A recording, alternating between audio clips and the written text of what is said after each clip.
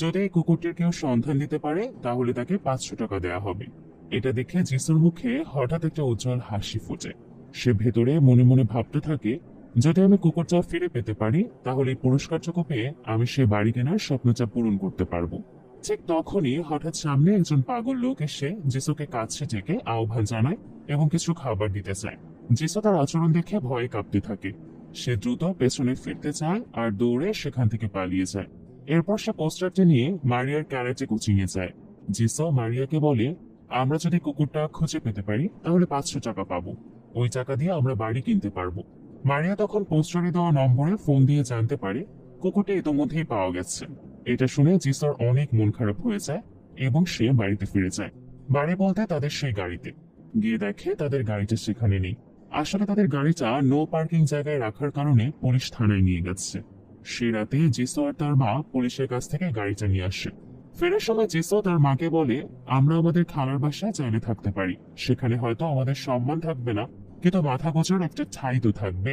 Lisa তখন রেগে বলে, আমি তোমার জন্য এত পরিশ্রম করছি আর তুমি বারবার এসব কথা বলে আমাকে কেন কষ্ট দাও। জিসু তখন তার মায়ের কষ্ট বুঝতে পেরে চুপ হয়ে যায়। তারা গাড়িটা একটা বিশাল অ্যাপার্টমেন্টের সামনে রাখে। এত বড় বড় অ্যাপার্টমেন্টে দেখে জিসু মনে মনে ভাবে, এস, আমাদের যদি একটা বাড়ি থাকতো কতই না ভালো হতো। পরের দিন সকালে জিসু যখন স্কুলে যায় তখন তার বন্ধুরা আনন্দে বলে হচ্ছে, এবার তোমার জন্মদিনে আমরা সবাই মিলে বড় করে মজা করব। আন্টিকেও বলো যেন আমাদের জন্য অনেক রকম মজার মজার খাবার তৈরি করে। এ কথা শুনে জিসুর মনে ভয় কাজ করে, কারণ সে তো জানে তার সামনে একটা বড় দায়িত্ব অপেক্ষা করছে। সে ভাবতে থাকে এত অল্প সময় কিভাবে একটা বাড়ির ব্যবস্থা করবে আর কিভাবে এবার সবাইকে খুশি করবে। এটা সে মোটেই বুঝতে পারছে না। স্কুল থেকে বাড়ি ফিরতে এসে জিসু তার বন্ধু মারিয়ার সঙ্গে বসে ঠিক করে একটা পরিকল্পনা করবে।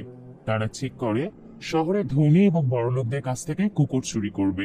তারপর সে কুকুর হারানোর বিজ্ঞাপন দিলে কুকুরের মালিকরা খুঁজতে শুরু করবে এবং কুকুর ফিরে পেতে আগ্রহী হবে।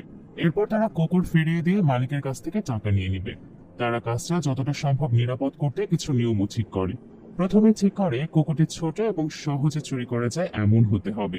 তাছাড়া কুকুরটি অবশ্যই বড় কোনো মানুষের হতে হবে, কারণ বড় লোকরা তাদের কুকুর হারালে সহজেই বিজ্ঞাপন দিয়ে খোঁজাখুঁজি করতে পারে, আর ছোটদের কুকুর হারালে তারা বিজ্ঞাপন দিতে পারবে না বা টাকা দিতে পারবে না, তাই তারা তাদের কুকুর চুরি করবে না।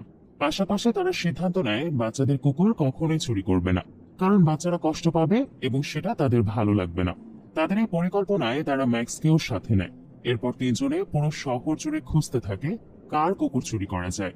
অনেক খোঁজাখুঁজির পরেও তারা তাদের মন মতো কোনো কুকুর খুঁজে পায় না। ঠিক তখন ম্যাক্স একটা সিসি ক্যামেরা দেখিয়ে জিসোকে বলে, পুরো শহর তো সিসি ক্যামেরা দিয়ে ভর্তি, আমরা কিভাবে চুরি করব, ধরা পড়ে যাবো তো। জিসো তখন ম্যাক্সের কথাটা নিয়ে টেনশনে পড়ে যায়। অন্যদিকে রেস্টুরেন্টে কাজ করার সময় লিসা ভুল করে একটা প্লেট ভেঙে ফেলে। এটার জন্য ম্যানেজার পেনি তাকে অনেক কথা শোনায়। ঠিক তখন সেখানে ম্যাক্স আসে। এরপর ম্যানেজার সেখান থেকে চলে গেলে লিসা ম্যাক্সকে কিছু খেতে দেয়। তখন রেস্টুরেন্টের মালিক সোফিয়া সেখানে থাকে। সোফিয়ার সাথে একটা কুকুর থাকে যেটাকে সে নিজের জীবনের চেয়েও বেশি ভালোবাসে। সে যেখানে যায় কুকুরটিকে সাথে নিয়ে যায়। সে কুকুরটিকে এতটাই ভালোবাসে যে তাকে রেস্টুরেন্টের সবচেয়ে দামি খাবারগুলো খেতে দেয়। সোফিয়া যখন রেস্টুরেন্ট থেকে বের হতে যাবে তখন সে দেখে জিসো তার বান্ধবী মারিয়াকে নিয়ে তার মায়ের রেস্টুরেন্টে এসেছে। সোফিয়া বিষয়টা নোটিস করে। এরপর দেখা যায় লিসা রেস্টুরেন্টের বাথরুমে ম্যাক্সকে গোসল করাচ্ছে। তখন ম্যানেজার পেনি আসে এবং লিসাকে ধমক দিয়ে বলে, তুমি তো রেস্টুরেন্টটাকে তোমার পুরো ফ্যামিলি বানিয়ে ফেলেছো, এখন ছেলে মেয়েদের নিয়ে আসছো, তাদের খাওয়াচ্ছ, এভাবে তো রেস্টুরেন্ট চলতে পারে না। ঠিক তখনই সোফিয়াও সেখানে আসে। এসে লিসাকে বলে, তোমাকে আমি প্রতি মাসে টাকা দিই আমার রেস্টুরেন্টে কাজ করার জন্য, আর তুমি সেটা না করে তোমার ছেলে মেয়েদের নিয়ে ব্যস্ত। কাল থেকে তোমাকে আর রেস্টুরেন্টে আসতে হবে না। মায়ের চাকরি চলে যাওয়ায় জিসোর খুবই কষ্ট হয়। সে কষ্ট নিয়ে সে মারিয়ার বাড়িতে যায়।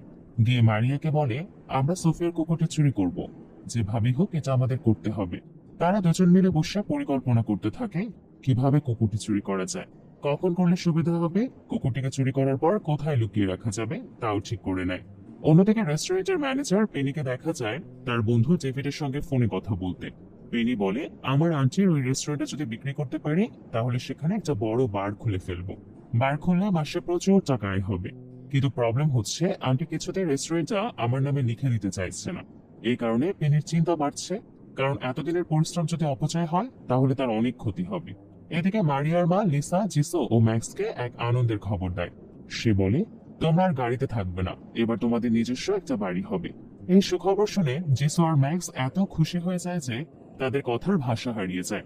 তারা ভাবতেই পারে না এমন একটা সুখবর তাদের জীবনে আসবে যে তারা তাদের নিজের একটা বাড়িতে থাকবে। লিসা তাদের সেই নতুন বাড়িটা দেখাতে নিয়ে যায়, কিন্তু বাড়িটা দেখে জিসুর মনটাই খারাপ হয়ে যায়। সে মাকে বলে, এই বাড়িটা থেকে আমাদের গাড়িতে থাকাই তো ভালো ছিল। এই বাড়িটা তো কোনো বাড়ি না, বরং এমন একটি পুরোনো জায়গা বা যে কোনো মুহূর্তে ভেঙে যেতে পারে এটা। এই কথা শুনে লিসাও অনেক চিন্তিত হয়ে পড়ে। পরদিন সকালে জিসো স্কুলে গিয়ে মারিওর সঙ্গে আবারও কুকুর চুরির পরিকল্পনা করে। তারা জানতে পারে সোফিয়া এখন একটি কনফারেন্সে গেছে। এই সুযোগে তারা কুকুরটি চুরি করার সিদ্ধান্ত নেয়, কিন্তু কুকুর চুরি করতে গিয়ে তারা ব্যর্থ হয়। হতাশ হয়ে জিসো বাড়িতে আসে। বাড়ি ফিরে দেখে তার মা পুরোনো বাড়িটিকে ঠিক করার জন্য অনেক কিছু কিনে এনেছে। কিন্তু যখন তারা সেই বাড়িটিতে গিয়ে পৌঁছায়, বাড়িটি এতটাই পুরনো ও ঝুঁকিপূর্ণ যে সরকার বাড়িটিকে সিলগালা করে দিয়েছে। এটা দেখে লিসা নিজেকে ধরে রাখতে পারে না। সে হাউমাউ করে কাঁদতে শুরু করে। সেখান থেকে এক রাশ হতাশা নিয়ে লিসা গাড়িতে ফিরে আসে। সে ভাবতে থাকে ছেলেমেয়েরা কতদিন ধরে শুধু একটা ঘরের জন্য আবদার করছে, আর সে এতটাই হতভাগা যে তাদের থাকার জন্য একটা বাসা পর্যন্ত দিতে পারছে না। নিজের অক্ষমতা নিয়ে ভেতরে ভেতরে লিসার মন ক্ষয়ে যেতে থাকে।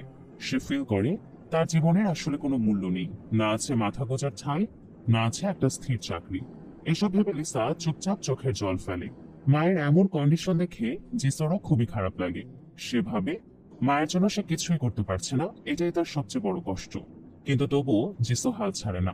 সে আবারও সোফিয়ার কুকুরটি চুরি করার পরিকল্পনা করে। তার মনে হয় এই কুকুরটাই তাদের একমাত্র শেষ সুযোগ। যেভাবেই হোক তাকে কুকুরটা চুরি করতেই হবে। এজন্য সে মারিয়াকে নিয়ে আবারও নতুন করে পরিকল্পনা করতে থাকে। যেভাবেই হোক এবার আর ব্যর্থ হওয়া যাবে না। তবে জিসু বুঝতে পারে সে একা একজন ছোট্ট মেয়ে হয়ে কখনোই সে কুকুরটিকে চুরি করতে পারবে না। তখন তার মনে পড়ে সে পিৎজা দোকানদারের কথা। সে মারিয়া আর ম্যাক্সকে নিয়ে দোকানদারের কাছে যায় এবং তাকে সব খুলে বলে। পিৎজাম্যান তাদের কথা শুনে হেসে উঠছে। তোমরা কি আমাকে পাগল ভেবেছো? এসব ফালতু কাজ করার সময় আমার নেই। কিভাবে ভাবলে আমি এমন নিচু কাজ করব? এটা আমার দ্বারা সম্ভব না। জেসো তখন জবাবে বলে, আমি সেদিন তোমার দোকানে এসেছিলাম। তুমি ফ্যামিলি পিৎজার অর্ডার নিয়ে খাতায় সিঙ্গেল পিৎজা লিখেছো। এটা যদি আমি তোমার কোম্পানিকে বলে দেই, তোমার চাকরি যাবে। এখন তোমার হাতে দুটো অপশন, হয় আমাদের সাহায্য করো, নয়তো তোমার চাকরিটা ছেড়ে দাও। যদি সাহায্য না করো, তোমার মালিককে আমি সব বলে দেব। জেসোর এমন হুমকিতে পিৎজাম্যান কিছুটা ভয় পায়। তার সামনে আর কোনো উপায় না দেখে সে শেষমেশ রাজি হয়ে যায় হেল্প করতে। তখন জিসো বলে, ঠিক আছে, চলো আমরা একটু ট্রায়াল দিই। একটু ভুল হলে আমরা ধরা পড়ে যাব।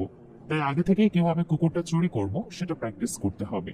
এরপর তারা পিৎজাম্যানকে নিয়ে কুকুর চুরির একটা ট্রায়াল দেয়। পুরো সময় জিসো তাকে বারবার বলে দেয়, আর যাই হোক কোনো ভুল করা যাবে না, সামান্য ভুল হলে আমরা ধরা পড়ে যাব। আর মাথায় রেখো, আমরা ধরা পড়লে তুমিও ধরা পড়বে। কাজটা নিখুঁত হতে হবে, একদম নিখুঁত। পরের দৃশ্য দেখা যায় পেনি রেস্টুরেন্টে কাজ করতে করতে হঠাৎ করে একটি পুরোনো কাগজের ফাইল খুঁজে পায়। কৌতূহলবশত সে ফাইলটা খুলে দেখে এবং চোখের সামনে যা পড়ে তা দেখে তার মাথায় যেন আকাশ ভেঙে পড়ে।